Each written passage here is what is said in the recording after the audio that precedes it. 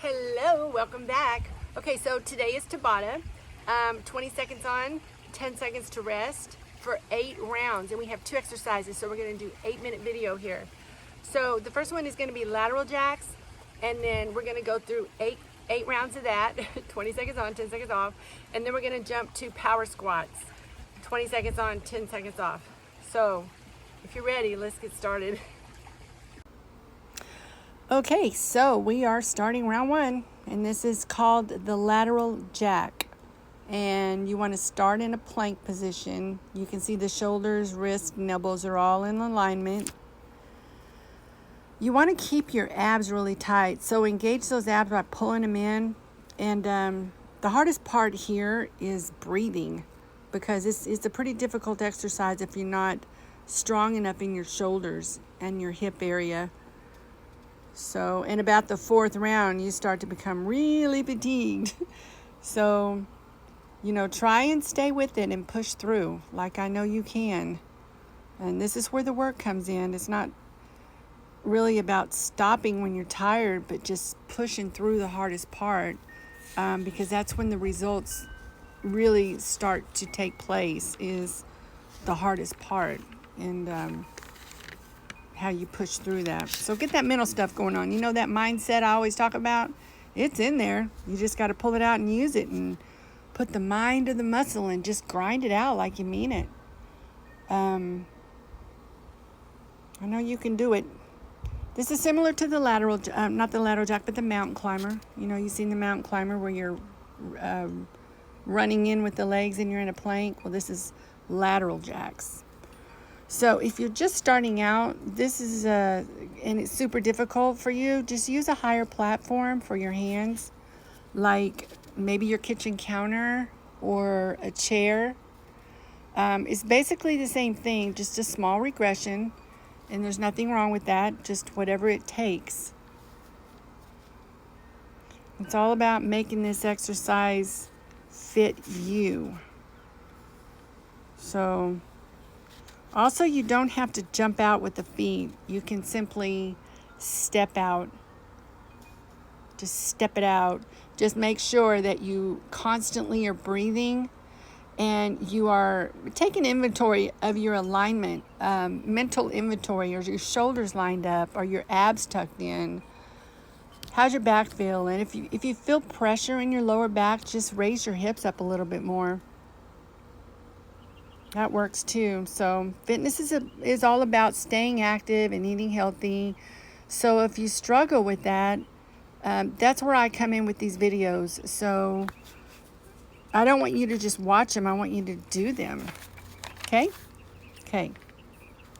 You know what my motto is? Start where you are, use what you have, and do what you can.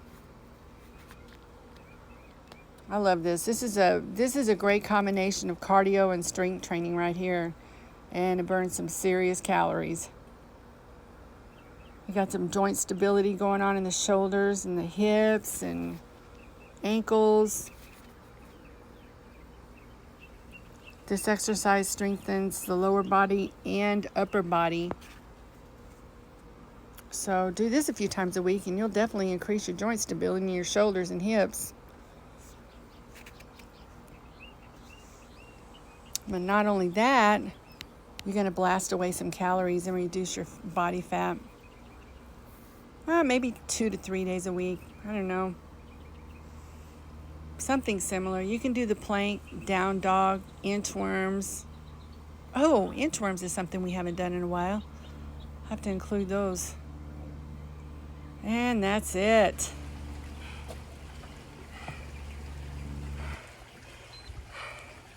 So we're going to take a little break and get some water if you need to. Take some deep breaths, because we have power squats next. Did you do all that? Huh? Did you get her done? It was a challenge. A lot of joint stability going on in the shoulders. And on the 2nd or 3rd round, I started feeling it in my abs. So that just tells me that I focused really hard on keeping that midsection tight So that's what I want you to do too. There's a lot to think about in this movement. It's like the shoulders, elbows, and wrist should all be in one line like this. So shoulders, elbows, and wrist. Okay, not back like this, and not back like that. If it does bother your back or it gets too difficult for you, just go ahead and raise your hips up just a little bit, but keep the shoulders in line to prevent any shoulder injury. Power squats is next. Oh yeah. Ready for them power squats. You know how they go? You're gonna jump out and squat low, come up, feet together. Out, squat low, come up, feet together. These are brutal. Last time I did them, I couldn't walk for 2 days. Ooh, that's not really funny, is it? You know, when you can't walk for 2 days after a workout, you know it's been a really good workout. Take a deep breath, get your water, and we're gonna jump into power squats. Woohoo! Power squats, one of my favorites.